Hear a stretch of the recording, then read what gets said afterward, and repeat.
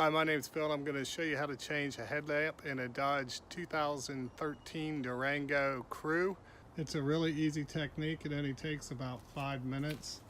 If you spin the wheel out, see I have a nice carpet to work on, and look right underneath the wheel well here, you'll see a little compartment, and all you need to do is take that compartment off.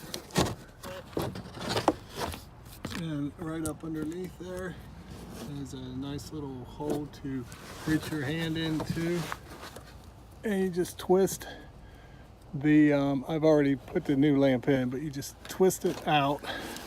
Now here's the problem that I faced.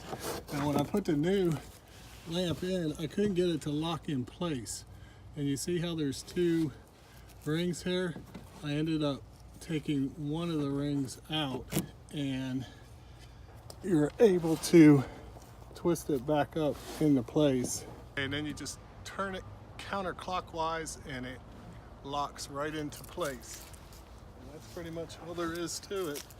Put it back on, and I replaced the headlamps with a Silver Star H11 that goes in a Durango 13, and I believe this goes all the way up to 2018.